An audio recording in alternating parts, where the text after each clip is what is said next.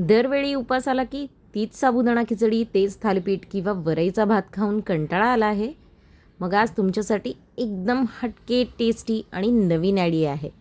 गरमागरम मऊ, रसाळ आणि अगदी व्रतासाठी स्पेशल असं आज बनवणार आहेत उपवासाचे मोमोज. हे एकदम मस्त लागतात, एकदम मऊ लुसलुशीत.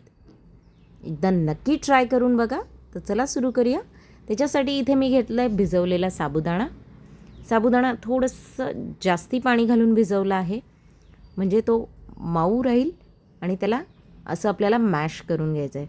पूर्ण साबुदाणा व्यवस्थित पूर्ण दाणे मोडेपर्यंत आपल्याला मॅश करायचा आहे, असा चिकट गोळा होईपर्यंत, आणि त्याला व्यवस्थित मळून घ्यायचं आहे.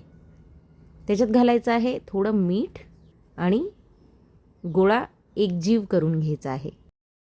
मीठ घातल्याने वरच्या पारीला पण तेवढाच चांगला फ्लेवर येतो. आता फिलिंगसाठी इथे मी घेतले आहेत काजू आणि बदाम.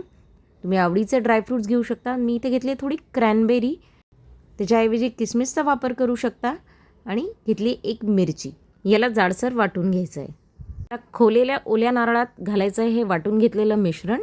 थोडंसं मीठ, याला व्यवस्थित मिक्स करायचं आहे. हे फ्लेवरफुल फिलिंग तर तयार आहे. आता या गोळ्याच्या करून घ्यायच्या आहेत पाऱ्या. त्यासाठी घेतला आहे छोटा गोळा. ही पारी अलगद पाण्याच्या हाताने अशी पातळ अशी करून घ्यायची आहे. पारी बिलकुल जाड ठेवायची नाही आहे. तुम्ही हवं तर प्लास्टिकमध्ये गोळा ठेवून हलकं लाटून घेऊ शकता. या पारीमध्ये भरणारे करून घेतलेलं फिलिंग, भरपूर असं फिलिंग घालून या पारीला बंद करायचं आहे. हे चिकट असल्यामुळे व्यवस्थित सील होतं, फार काही त्रास होत नाही. अगदी पटकन आणि सगळीकडून व्यवस्थित गोल करून घेतलं आहे. हे बघा, असे आपल्याला सगळे मोमोज बनवून घ्यायचे आहेत. याला तुम्ही मोमोज म्हणा, मोदक म्हणा, काहीही म्हणा, पण हे चवीला खूप छान लागतं.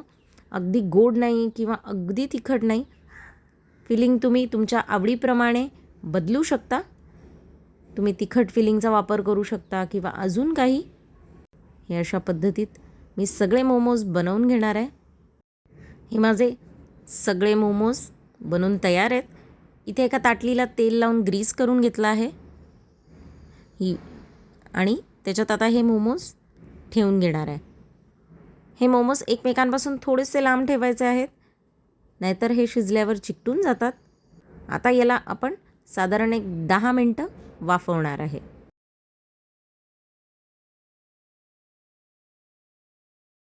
एक 10 मिनटांनी तुम्ही बघाल वरचं कवर एकदम ट्रान्सपरंट झालं आहे.